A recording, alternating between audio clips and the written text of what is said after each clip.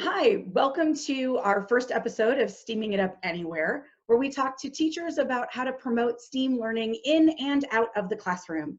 We are excited. Our first guest today is Christy Suter from Thomas Metcalf School. She's going to be talking to us about how to integrate the design cycle and an iterative design process across the curriculum. Welcome, Christy. Thanks for joining us. Hi, everybody. Thanks for having me.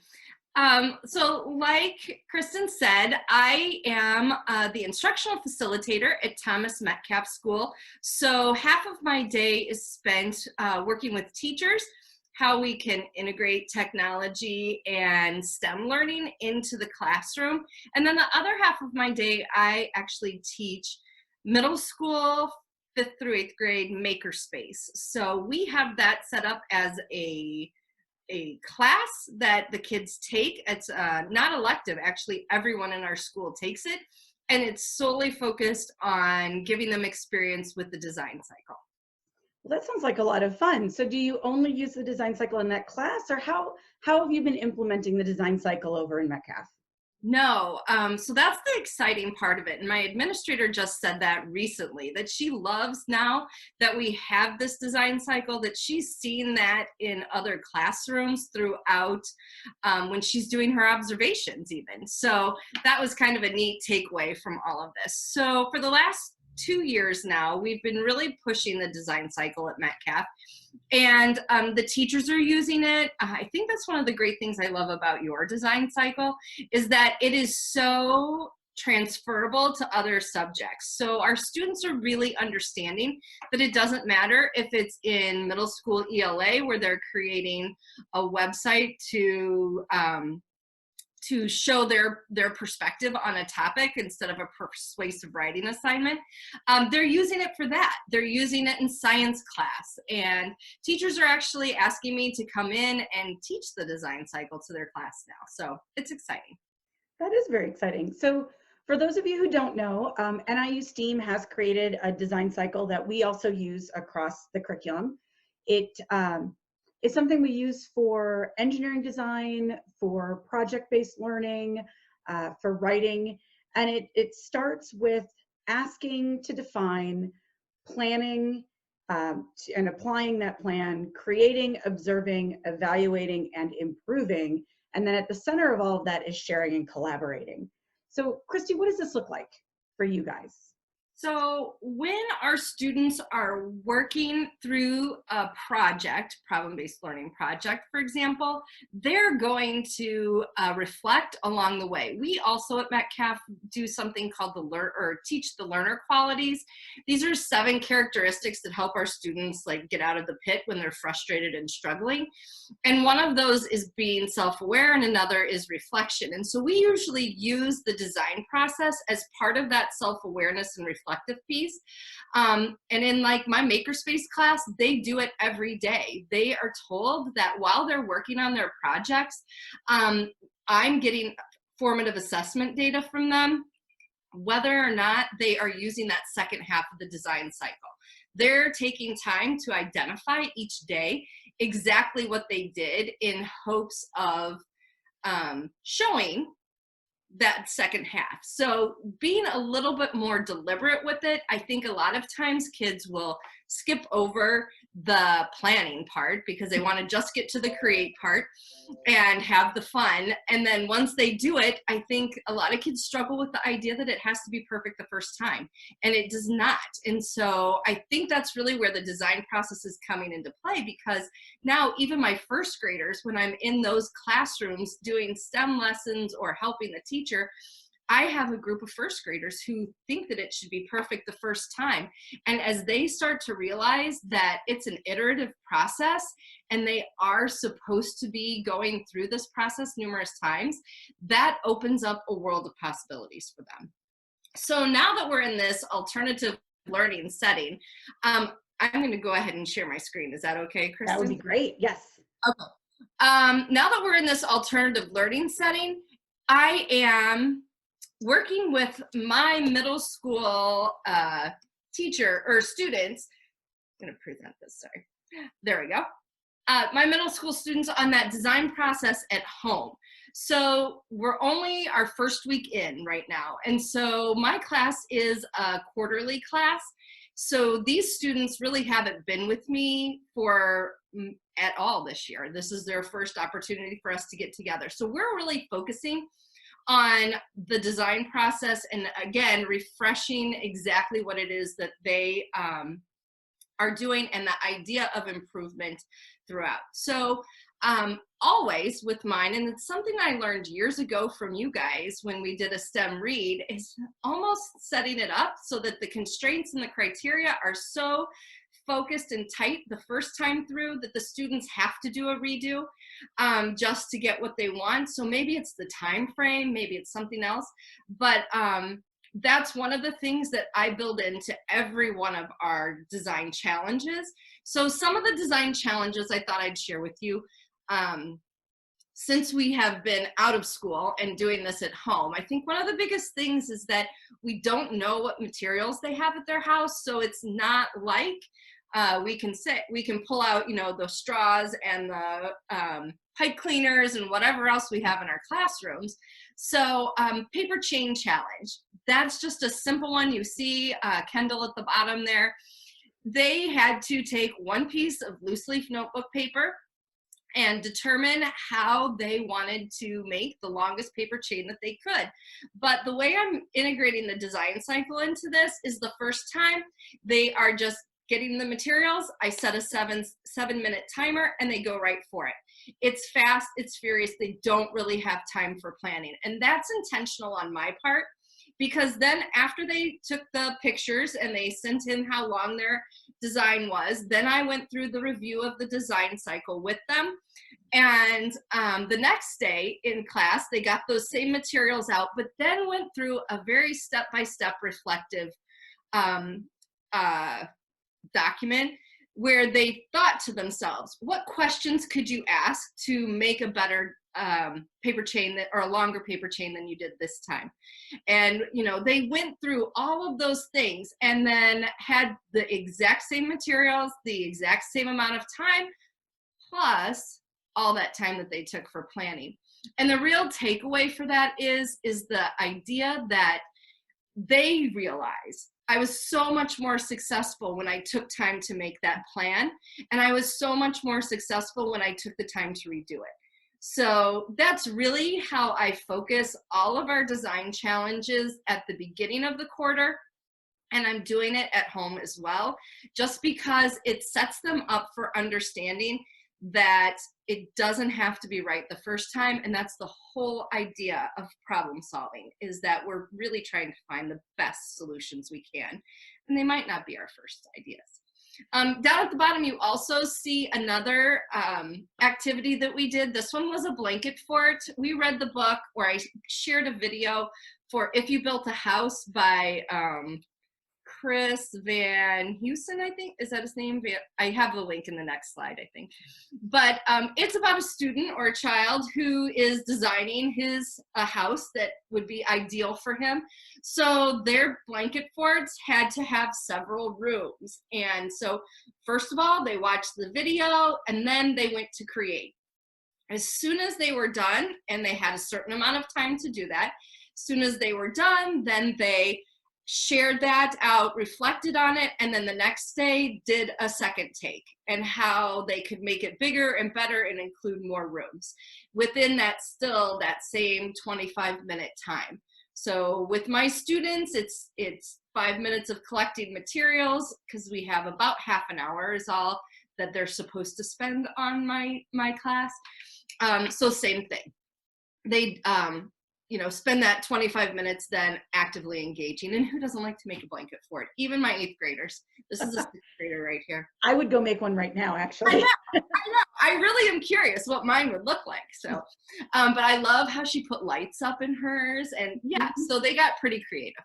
And then next week, our next design challenge is creating a treasure hunt in the house for someone in their family. But the treasure hunt has to include different elements in it. So they are talking about different, giving hints and clues. So one of our standards is creative communication with the ISTE standards. And so this is going to include some of those activities as well.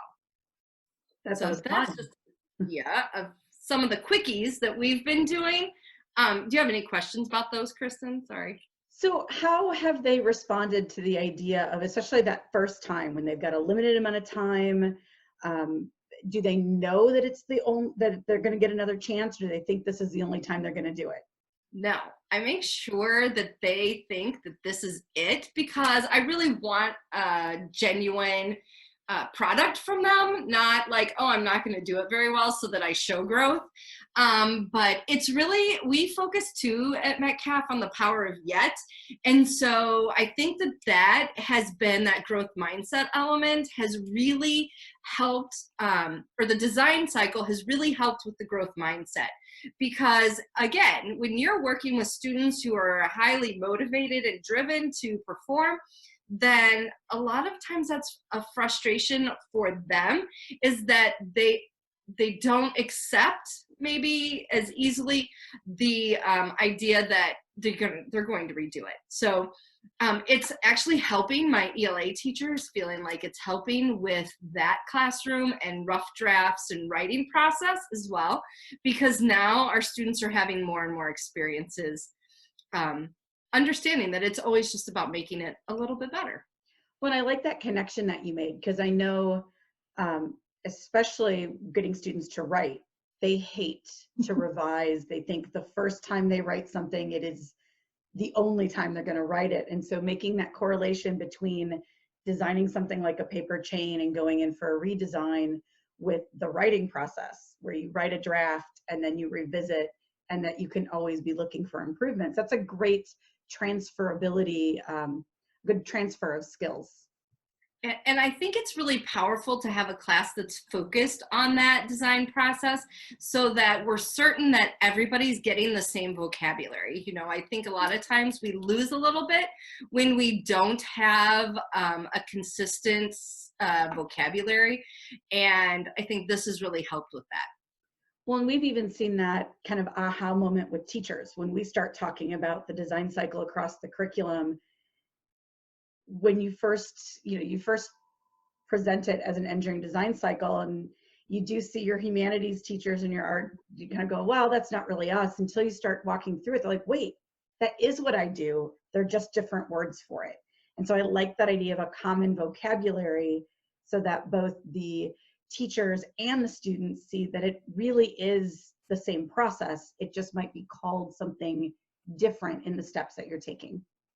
And I really like with the design cycle from NIU that it's transferable. Like, it can be, we don't need even different words necessarily. The words are general enough that they can be applied to so many areas. So I thought, if you don't mind, that I'd show you some of the ideas that I'm working on and things that are going as far ahead for me as far as our alternative learning goes. I think with the biggest concern when we're doing these design challenges and teaching that design cycle to students at home instead of in our classrooms are materials. So one of the ways that I'm trying to contain that and get a better understanding is we have a collection day coming up where I'm giving the students just a random list of everything that I have in my makerspace that we use for these different challenges, where they just give me feedback in the form of a Google form about what they have or what they don't have access to at home. I can't count on the fact that everybody has everything that we would have had in the classroom. So this helps give me some feedback on that. And also, I've emailed parents in all my classes just to say, hey, please keep those toilet paper rolls and those paper towel rolls and any of the cardboard coming from Amazon and the cereal boxes. Can we find a place in the garage to put that in old mail? Because paper, there's no reason to waste nice sheets of blank notebook paper in this situation necessarily on our paper chain. If they have a piece of notebook paper that they'd already written on from, you know, first quarter of school that was in their binder and materials, then we're using that. And so I'm really encouraging them to use old mail, things like that when it comes to paper. Also, I'm developing some choice boards, so 3x3 grids that give them, you know, that tic-tac-toe kind of thing. They give them different opportunities to design based on what they have at home. So I've seen ones out there that have like all paper cup ideas and all paper towel roll ideas. I like to do it more project-based learning, so I'm not going that way, but I think that the themed ones that are out there give you some good ideas on how you can use materials that the kids might have at home. And then like the STEAM stories, I think this is how I kick off most of my activities. The one plastic bag activity, everybody has a plastic bag at home. And if they don't, they're going to as soon as they get to the grocery store, since we're really not using our reusable bags as much right now. So the one plastic bag activity is fantastic, and what a perfect opportunity to use the design cycle with that. Really think about that. And I have on here the house one, what to do with an idea. And if you haven't read Not a Box, that's just thinking back to my kids, you know, how the box is the best part of the Christmas gift sometimes. So things that they can do with boxes. But I think on this page, yeah. Well, yeah. So when the students are going through that design process, I have my kids do a lot of feedback. So with that feedback, I'm really utilizing Zoom. We are setting up office hours where we have to be there for 1 hour a day with our students. But then I'm also setting up some class meetings so that this is just our class during this time, and I'm breaking the kids into breakout rooms, couldn't think of what it was called there for a second, into breakout rooms within Zoom. And then that way they're showing their design and getting feedback from other students on their design as part of that second half of the design process. So I think that way we're really including the Innovative Designer Standard for ISTE, and we're also integrating the Creative Communication Standard and killing two birds with one stone almost. And when our kids give feedback in that way, we always ask them to start with the compliments, give a suggestion, and then ask a leading question so that they have some ideas on what they could do to maybe improve that. We're using, in my school, Google Classroom for all of that. And what I've found is working out really well. You can see an example in the top left corner. I'm creating like a checklist almost within Google Classroom for the kids, because design process, because I'm asking for so much feedback, I need to know that they're taking the time to do that. Where in class, it's much more fluid, but in this situation where kids often want to skip over parts of it, I'm using that checklist just so that I'm certain that they're trying to go through each of those steps. Well, I think that's important because, as you said, that's one thing that comes very easily when you're in class, is to stop, ask questions about what they're doing, what they're thinking, and getting them to reflect. It becomes a little more challenging as we move that online and as our students are not there in the same space with us. So I like that you've continued to incorporate the reflection, a little bit of that metacognition that comes with these kinds of challenges and these types of activities. And Flipgrid's another great tool for that too. I love now too that they can pause and go back and continue, make a continuous video. That's actually what my 8th graders will be working on next week. They will be showing the process of their project along the way and talking about each of those steps.